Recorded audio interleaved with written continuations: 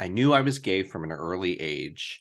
I was into Star Trek, which was not cool. Their nerd culture was not cool the way it's cool now. Comic books, if you read, you were not cool. That was not you. That was embarrassing.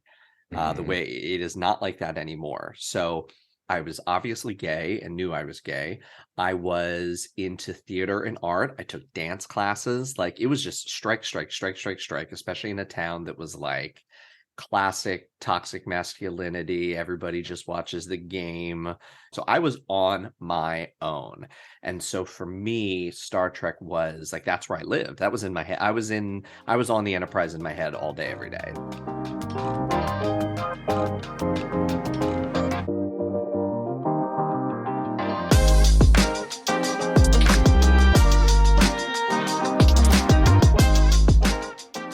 Hello and welcome to the podcast, to another episode of Queerly Overthinking. I'm your host, Adam Harper, and today I am introducing my dear friend, Jack. Originally, we planned to discuss both the topics of Star Trek and Drag Race, but we could not contain our love for these two topics, so we'll be breaking it up into two separate episodes. In this first episode, we'll be exploring our love for the vast universe of Star Trek, from the iconic characters to the memorable episodes, and our hot takes on both past and future content. So sit back, relax, and let's boldly go where no one has gone before, honey.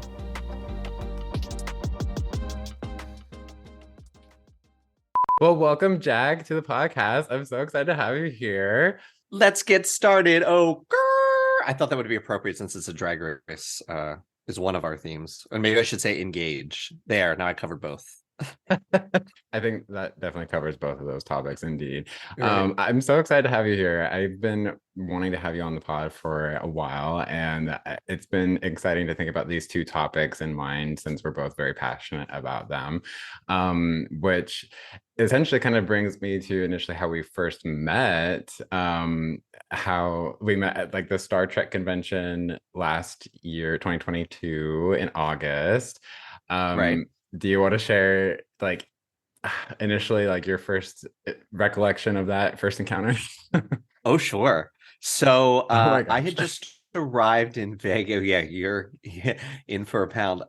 In for a penny, in for a pound. So you I just arrived in Vegas. It was my first trip after a first plane ride after the pandemic. I live in New York City, so it was my first time getting on a plane again. Flew out to Vegas. I did it alone. It was a solitary vacation. It was one of those I hadn't been to a Star Trek convention since I was a kid, and it was one of those like, okay, we didn't all just die, so the world's continuing. Let's do something interesting and fun.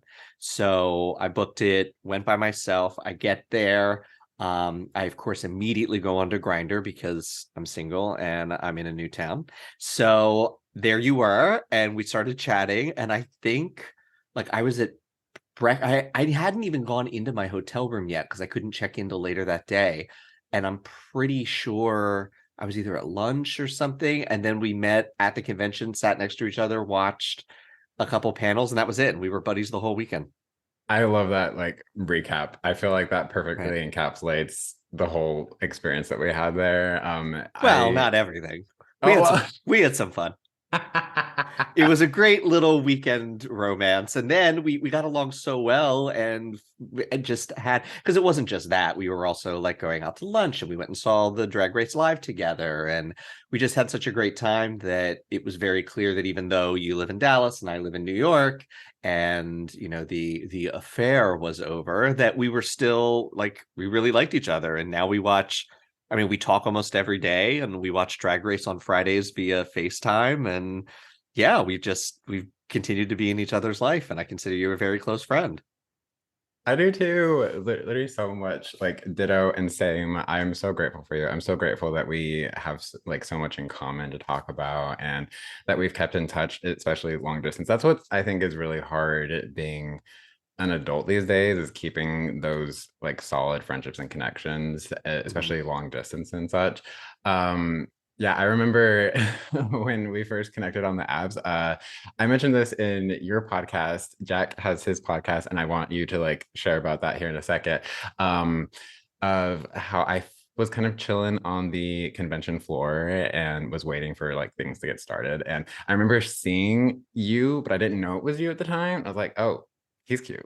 Like, but we were all masked up because they required us to be wearing masks, even Right. though like it was near the end of like the whole pandemic kind of thing. But I was just like, oh, he's just cute. I don't know if like I have no idea who this person is or whatever. Like I didn't make a connection. And then when we started talking, and then we actually exchanged like pictures, like, oh, this is like where I'm at, like this is like the shirt I'm wearing, if you want to meet up. I was like, oh my God, like I literally just saw you. And I was like, it was just like a crazy moment for me to be like, anyway, super I funny. love how I was completely masked up and you were like, he's cute, which is code word for he was wearing real short shorts.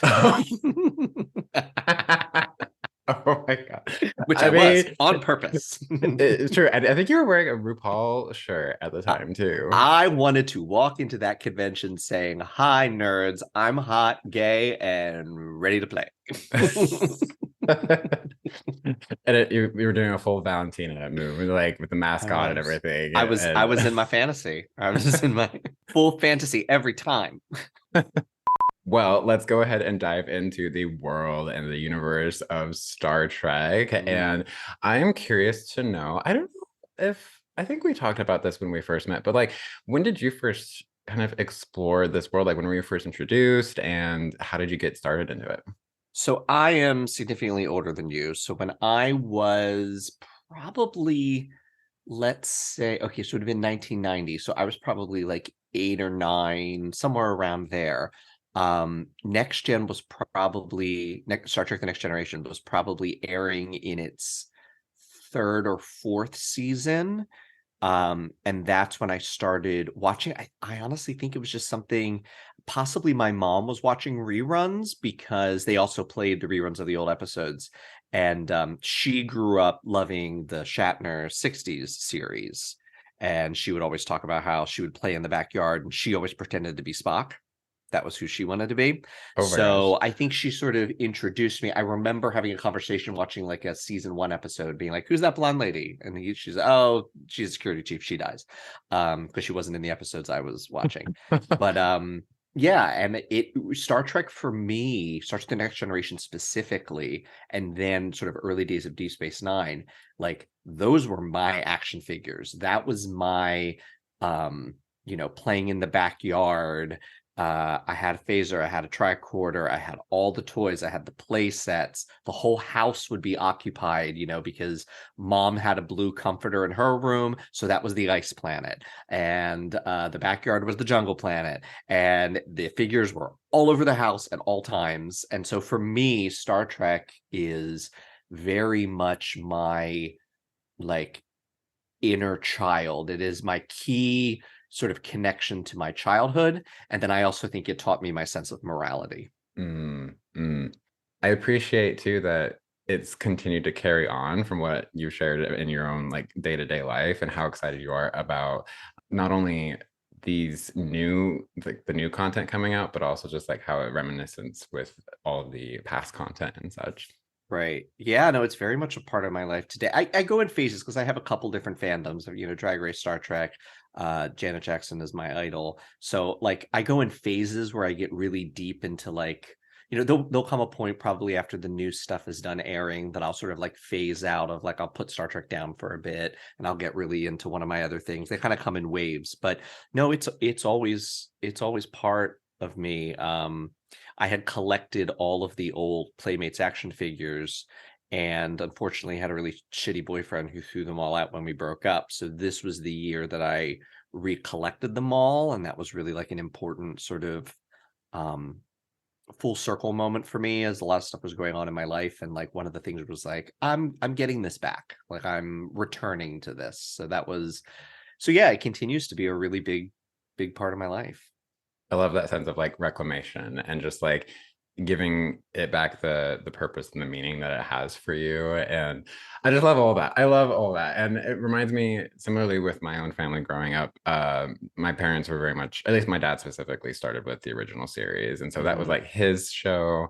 And my siblings all grew up with the Next Generation, so that was kind of like their show. Mhm. While I also saw those two series as well, Deep Space Nine really was kind of like my show that I loved. Right. I do enjoy Voyager, so as far as like old Trek, we don't talk about Enterprise, but No.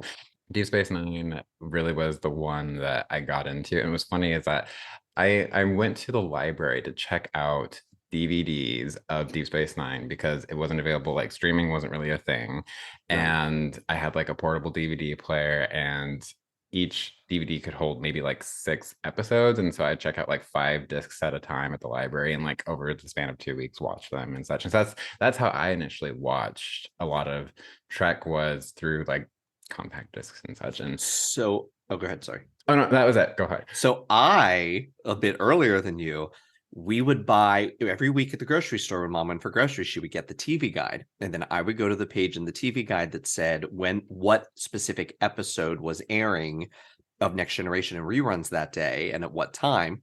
And if I didn't already have it recorded, I would put a blank VHS tape into the VHS player and record it from TV. And that is how I know all of the episode names, because I had to look for them in the TV guide, and I had a list of like, oh, I have that one, I don't have that one. That's season 3. Put it on the season 3 tape, put it on. And I had this whole system to try to collect them, because I think they sold the VHSs at like Suncoast Video, but we were poor, so it was easier to just record them off of TV. But yeah, and so many like homesick.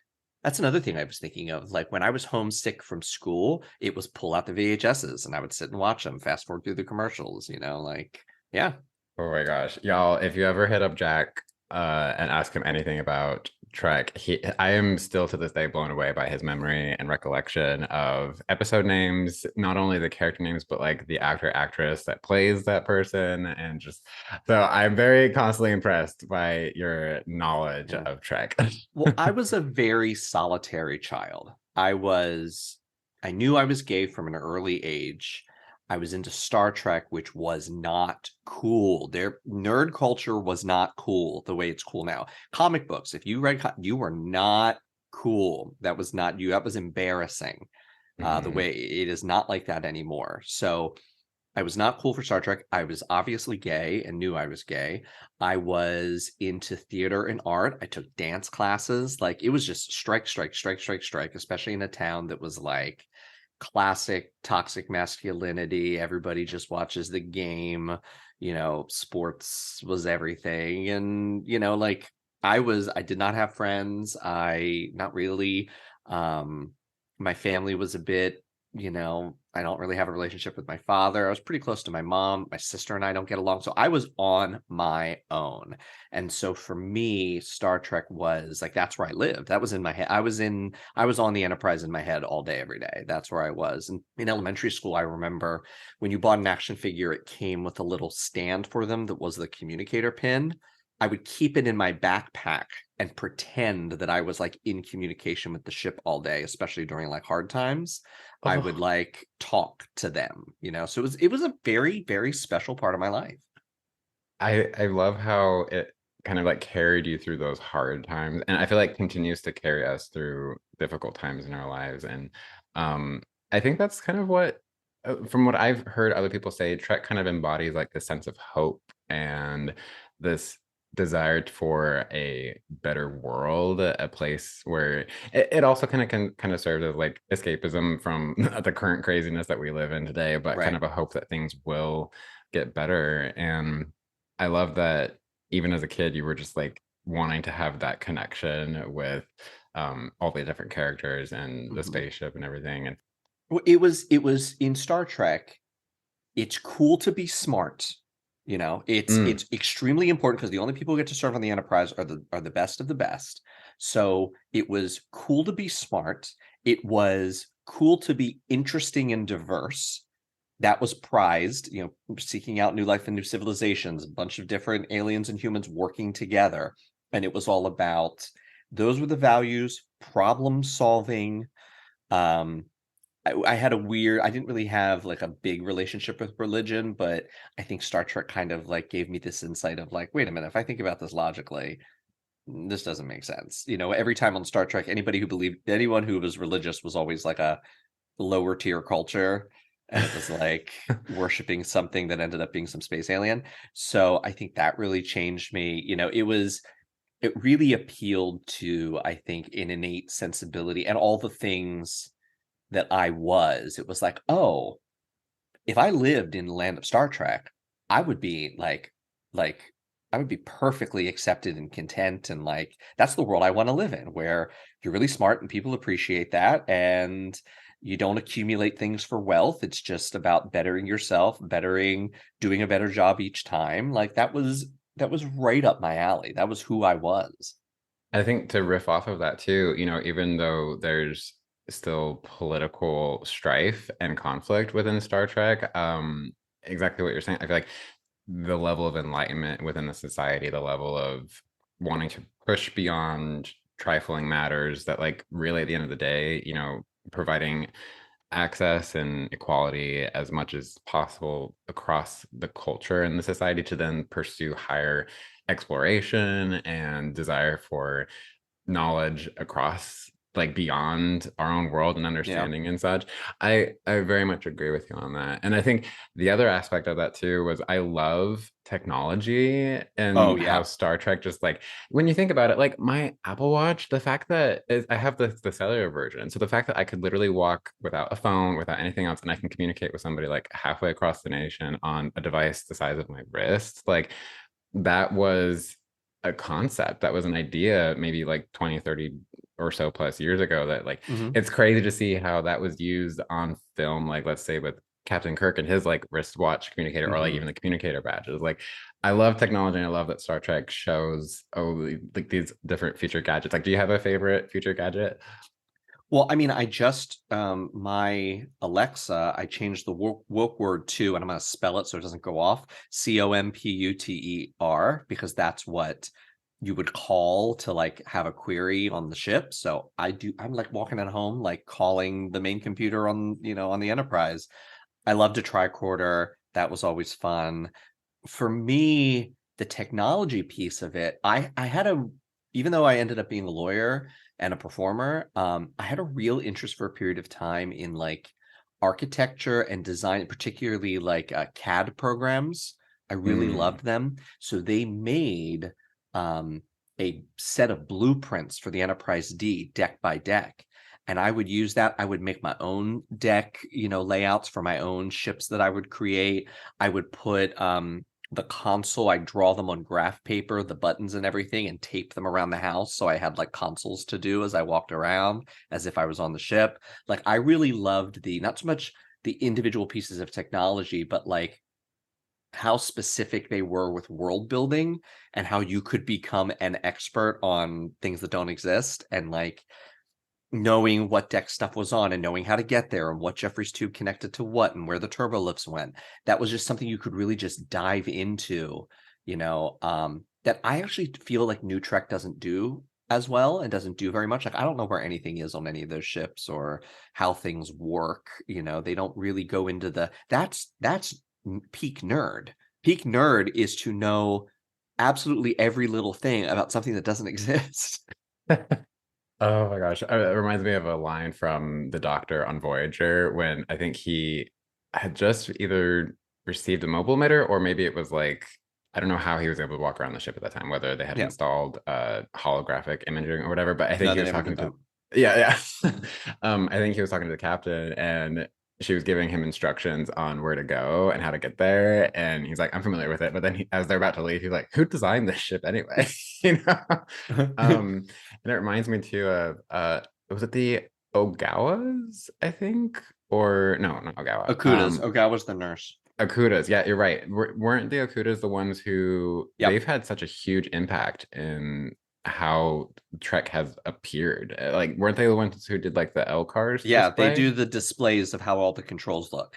And then the actors on Next Generation, they actually created like what buttons you push to do what things. And if someone had to come in and use their console, they would tell the background person like this is if they say to do this, like go to work, this is how you do it. Like there are specifics. It's not just, oh, push a button, push a button, push it. Like they created a universe for how all of this works, which I find incredibly cool.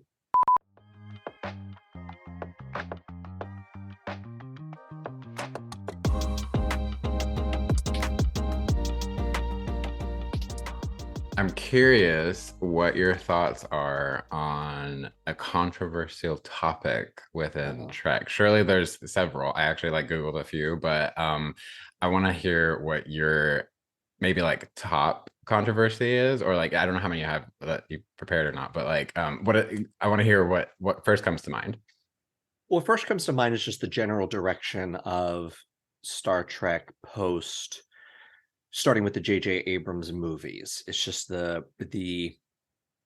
this is purely my opinion. And man, when I joined Twitter, and I joined Twitter only for Star Trek purposes, boy, are people, if you criticize anything in any way, do they come after you?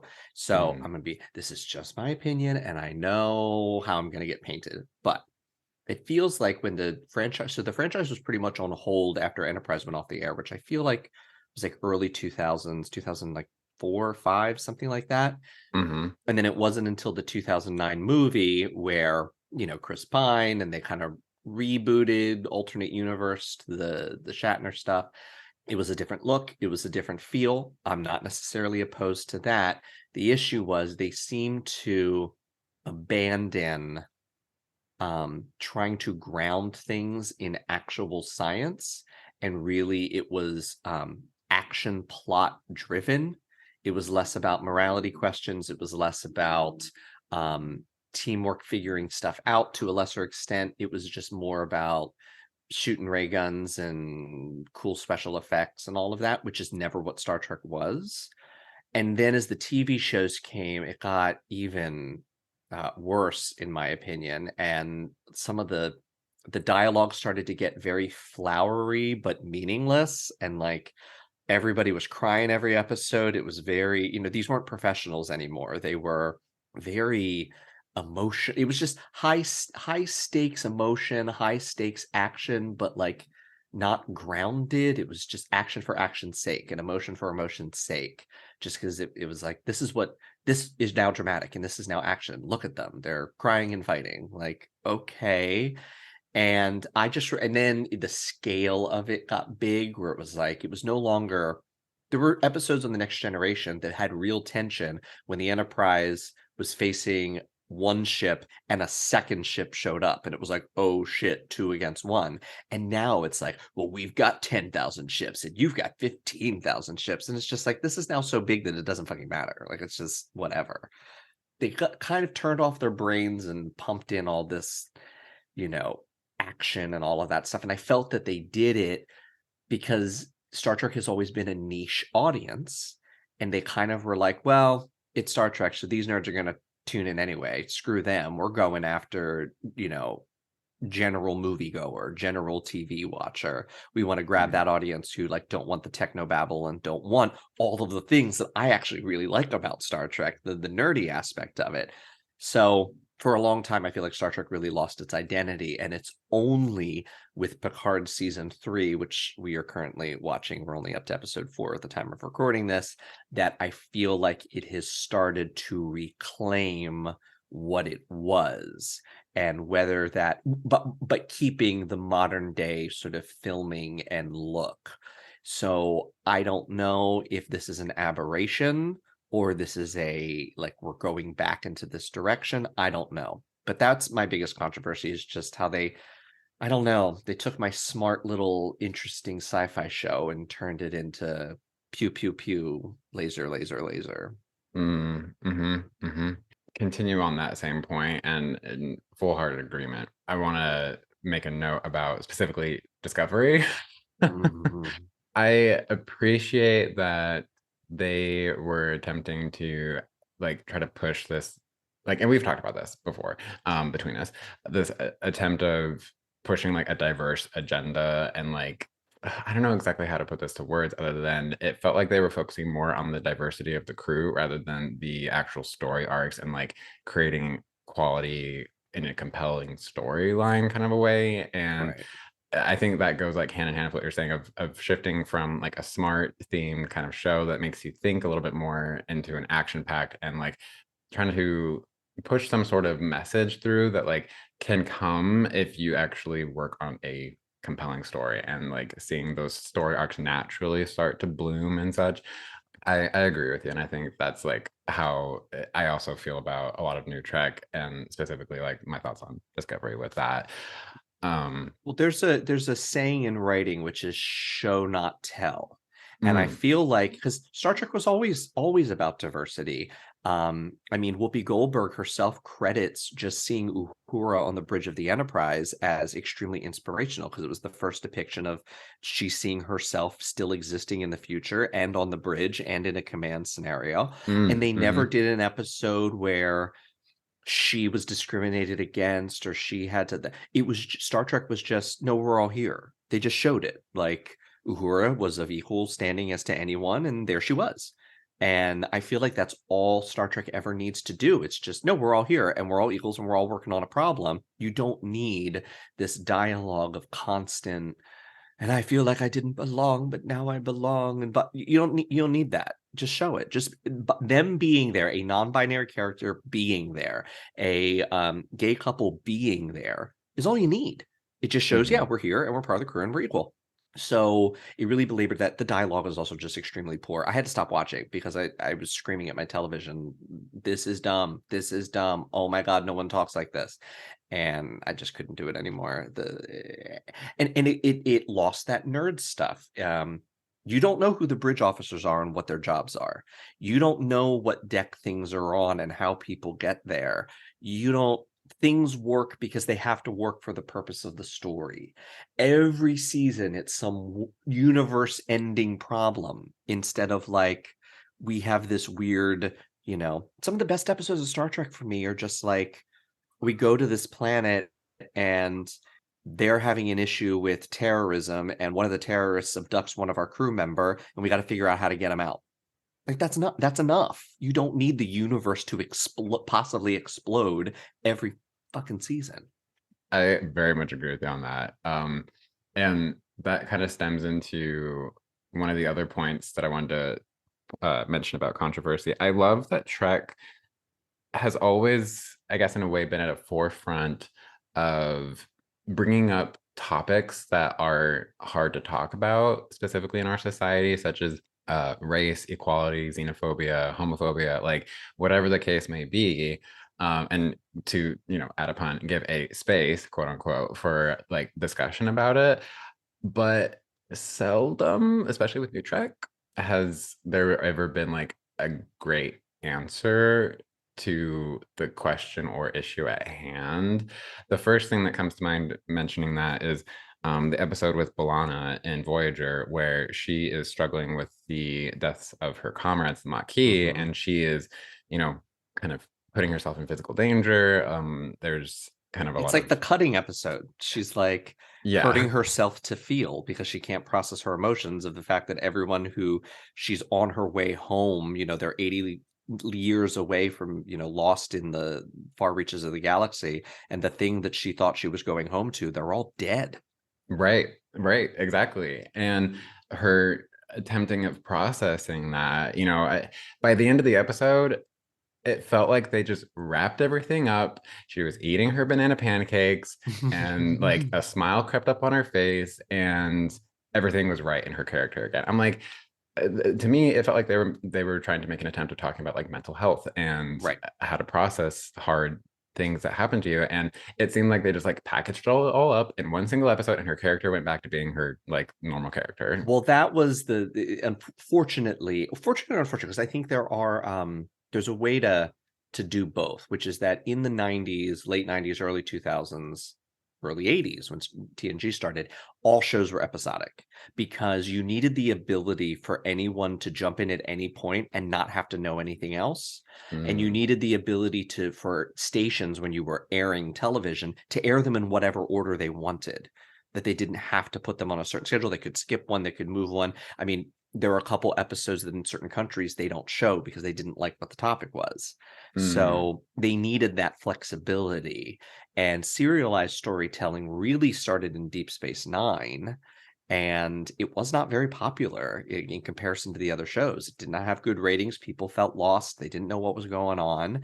And it's only in this era of streaming that Deep Space Nine has really found its audience because that's how people watch things now. I mm, think there is a way. I mean, I don't think it's very difficult. My preferred Star Trek is episodic in nature, meaning that each episode has a three act, like there is a point to it, mhm. but there are character breadcrumbs and season long breadcrumbs, or story arc long breadcrumbs that are throughout, so that careful watchers, people who are fans, can be like, oh, they mentioned that in this episode, and make those connections, and that's cool for them. But it's still sort of a general audience can still access it. And an episode, because I feel like, honestly, and I know we're not talking about Marvel, but that's Marvel's problem right now. Marvel's problem right now is it's very hard to jump into anything because there's too much history, and you need that history to care about anything that's happening in those movies, because all of the emotional stakes of those movies are built outside of the movies. You have to care coming in about these characters. They don't make you care about them in the movie. So the movies don't work for me as like standalone movies anymore. It's just this, and I don't like that. I want to be able to see a 45-minute episode of Star Trek and be like, I could pick this up and watch it on a rainy day, because and out of nowhere, I don't have to go into Wikipedia and remember what happened before, but there are things in it that if I did watch 5 or 6 episodes, there's a payoff for me. What specific character or show? I know you've mentioned TNG a lot, but like, is there anything specific that stood out to you as an all-time favorite, either episode or all-time favorite character? And what were some like things that you took from that and applied to your own life? Like what stands out? So it's very hard to pick favorite character. I mean, I have so many. As a gay person, I feel like we're always drawn to the women, especially like the strong, go fuck yourself women. Yes. Beverly, Roe, Kira, Dax, B'Elanna, Seven, Janeway.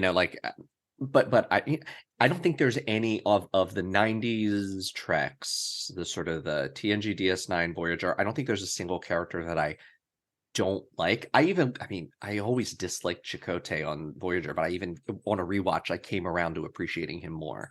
So I don't think there's any. TNG is that's just my team. That's my crew. That's who I grew up with.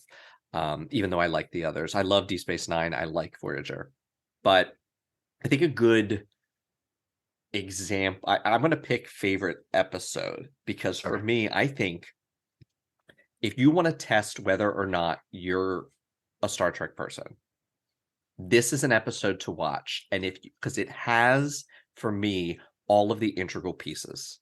And that is, I believe it's 4th season, possibly 5th season of Next Generation. It's a little episode called Disaster. It is pretty much Next Gen's take on the Poseidon Adventure. At the very beginning, the ship is hit by this, I think it's not a cosmic string, because that's what Troy thinks it is, and it's not. It's a quantum filament. Mm-hmm. So it's this, basically the Enterprise came in contact with a live wire in space, and it shorted everything out, and it's adrift.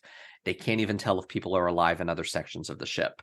So every character, there's interesting character pairings because they're all trapped in different places.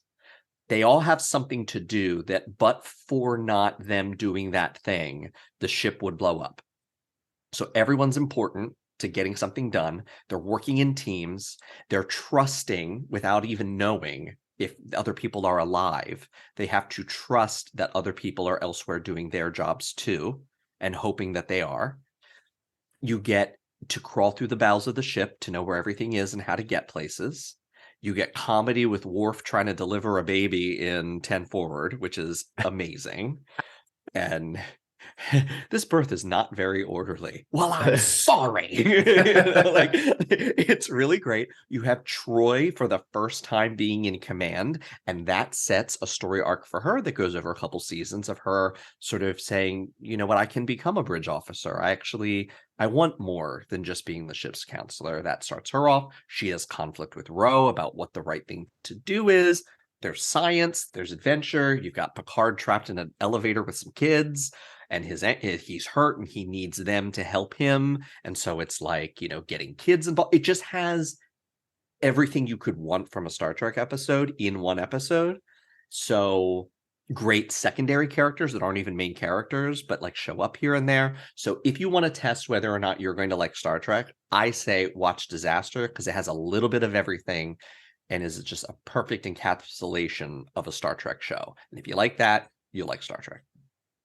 I'm in full support of that. I remember that episode, and I also remember that part where Worf is helping deliver Keiko's baby. I think doesn't he say like, "You may now start Yes, you pushing." have dilated to whatever centimeters. You may now give birth. It doesn't work like that. Oh, I think he says. I think that it's he had only done it in a simulation, and he's like, the simulation was not like this. That delivery was very orderly. Well, I'm sorry. Because it has stakes and action and drama, but it also has those comedic moments. Like it literally has everything a Star Trek episode should have. So I say watch that one. I love that. I love that so much. I love that you gave an episode specifically that was like out of everything, all-time favorite kind of a thing. I like you mentioned, I think I'm gonna do a character route. I'm gonna pull specifically from Deep Space Nine Mm-hmm. from that.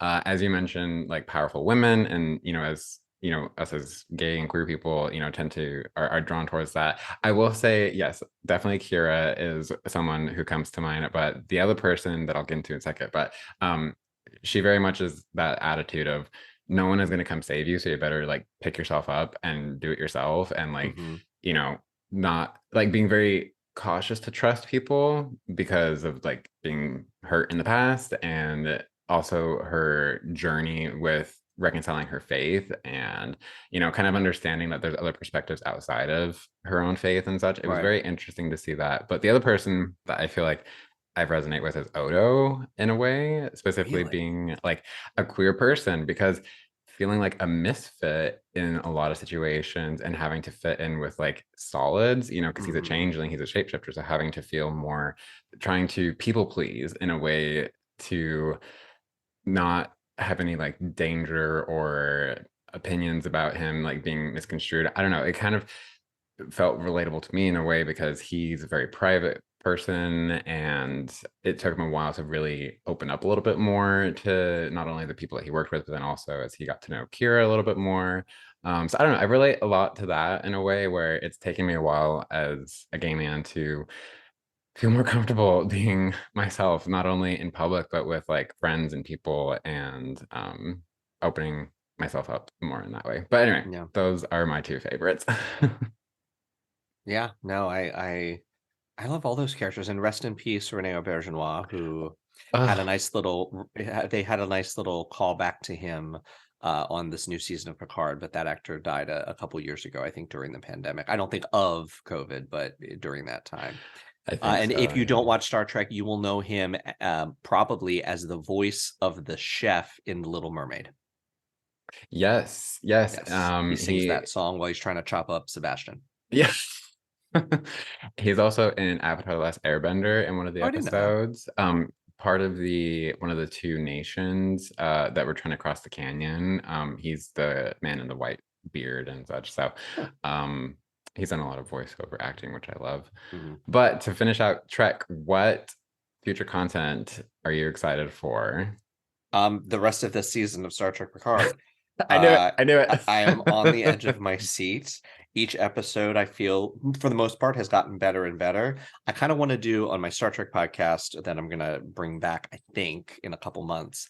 I kind of want to rewatch, like after it's all done, I want to go back and rewatch it and sort of have a round table, like have you on, have Jeremiah on, have people on and talk about the different episodes. But it's just such a return to form. You're seeing the old characters you love. It's a great send off to the cast that I love. It references all the other shows. It's just a good fucking show. Like they're just really doing it. Um, yeah. So you and I were just yesterday bouncing around theories about what's going on. So it's yeah. I want to know how this ends. Before I share what I'm excited about, where can people find your Star Trek podcast? So if you're interested in Star Trek, what I do is I take some of the because listen, there are some real stinkers episodes. It's not a perfect show. So I take them, I comment on them, and then I sort of pitch like, how could we have made this better? It's a comedic sort of podcast. Either have guest hosts, I do some on my own, and it's called Star Trek Zhuzhurations, as in we got to zhuzh this episode. It's ZHUZH orations. Star Trek Zhuzhurations, you can get it anywhere you get podcasts. Y'all definitely give it a listen. It is really funny when he breaks down an episode and he's like, why was it like this? And it was just so funny. I remember like you were talking about like Tom Paris and Ugh. just all the craziness and shenanigans he comes up with in Voyager. Like Voyager was like almost every single episode, I think there was something to judge. Yeah, Voyager can be rough at times, but on a rewatch, I actually appreciated it more. There are a couple seasons like 3, 4, 5, I think, True. are all really solid in a way that I didn't remember. Hmm. Definitely. As far as future content, I'm excited about. Same with Picard. I'm excited for Strange New Worlds next season to come out. I'm hoping it'll be good. I am cautiously optimistic about Discovery's final season. I'm hoping it'll just tie up loose ends and not be like any other. Like I don't know. I just hope that they finish it on a good note. That's all I'm hoping. Low expectations. I hope someone wakes up and it was all a dream. Oh my gosh. But on top of that, to finish this out, I'm hoping that there will be more Trek content in the future. I feel like the fan bases, in my opinion, this is just my opinion, maybe I don't know if you share the same opinion. I feel like the fan base is not as big as, let's say, Marvel's fan base or Oh, not Disney's at all. Disney's Not fan at all. base. Right. And I just am like concerned that with the momentum that we've gained with these new series, albeit some better than others, I feel like we might lose momentum if some of these shows start ending and there's no call for like new content and new stuff. So I'm hoping that there will be new stuff Well, down I'm the also road. concerned because, Paramount Plus is hemorrhaging money. It's not making money, and they just announced basically that they're going to reduce content. And I'm hoping that it's just a matter of Discovery not coming back, that will save them money from the Star Trek stuff. But, I don't know if we're going to get more than what's currently out there for a while. Right. And I don't think as business people, right, not as as a business, it's not like they're going to continue the show just to service a niche audience anymore. They did that in the early days because they sold the episodes directly into markets. It wasn't like on ABC, on NBC, on Fox. It was who wants what local Fox station wants to buy these episodes, and who wants to buy these, and who wants to buy that. They literally sold it market by market. And Mhm. so they were able to do that and turn a profit from it when it got really popular. But every time it's been like a tentpole show of a network, it's never worked because the audience isn't that big. And they're finding that changing it to try to get the audience to be bigger isn't working. Mhm. Mhm. So I don't know. I'm worried. Fingers crossed. To round out this episode, I wanted to share a poem by Leonard Nimoy, who played the iconic character Spock from the original series of Star Trek, along with the subsequent movies and cameo appearances. He shares, I am convinced that if all mankind could only gather together in one circle, arms on each other's shoulders, and dance, laugh, and cry together, then much of the tension and burden of life would fall away in the knowledge that we are all children, needing and wanting each other's comfort and understanding. We are all children, searching for love. And that's a wrap on our Star Trek episode. Join me next time when Jack and I discuss our love for Drag Race, talking about our favorite queens, memorable history moments, and on a more serious note, our thoughts on the current legislative policies surrounding drag. If you haven't already, remember to follow or subscribe, and if you like today's episodes, I would absolutely love it if you left a positive review. Check us out online and on socials, but until then, live long and prosper, and I'll see you in the next episode. Queerly Overthinking is produced by Adam Harper and Cass Cooper. It is edited by Adam Harper with audio mixing by Necessary Outlet Productions. You can follow Queerly Overthinking on Instagram at Queerly Overthinking and find more at www.queerlyoverthinking.com.